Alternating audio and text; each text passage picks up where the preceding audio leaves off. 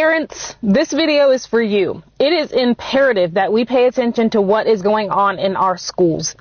I got a permission slip recently from my daughter's school, and we live in a fairly conservative area next to Akron, Ohio.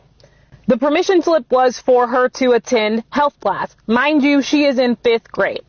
It had the syllabus on there and a link to show you what material she will be learning.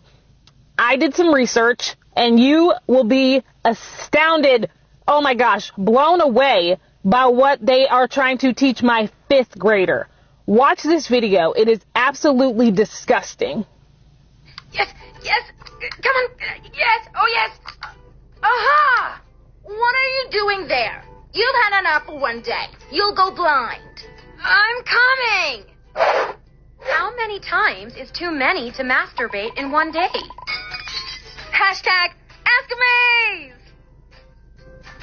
There's no limit on the number of times a person can masturbate each day. I have another question. Sometimes my penis stands up in the air, and it feels good when I touch it. When your penis stands up, it's called an erection. Girls also have a private part that they may want to touch because it feels nice. The clitoris. It's okay. Mind you, I'm reminding you, the video is for 5th graders.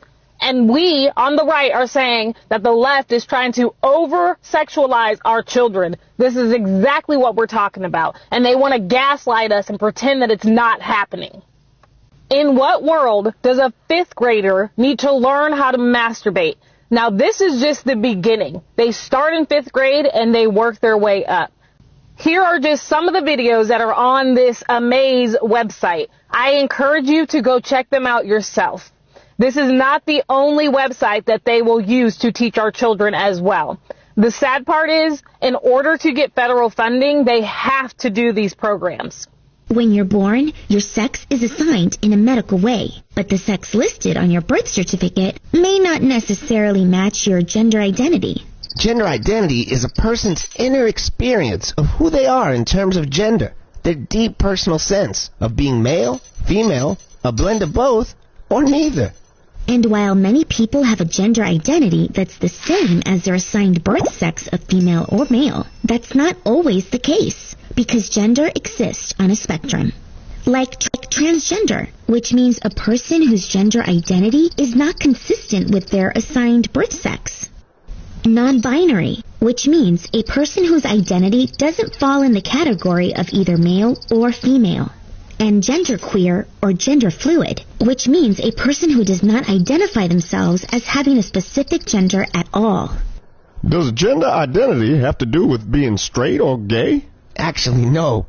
Gender identity has to do with the way you feel about yourself, while sexual orientation is based on the way you feel toward others, the people. Luckily, in Ohio, you can opt out. I don't know about other states. You'll have to dig into that further. I found on Ohio Protects Children a opt-out form. I'm going to show it right here for you. So this form I sent to my principal and assistant principal. They got back to me and said that my daughter will not be attending any health classes whatsoever. Now, mind you, I'll have to do this every single year, every single grade, but I don't mind. The only thing that sucks is I know that other students are going to attend this class, and maybe my daughter will ask them, well, what was the class about? So inevitably, I can't keep her from this because of the public school system. And this reason alone is why I am running for school board in Ohio this upcoming election. Parents, please pay attention to what is going on in our schools. If we are not aware, this will continue. Also, don't forget to share this with a friend.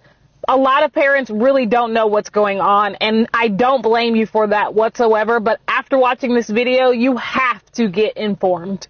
Thank you so much for watching. Stay informed.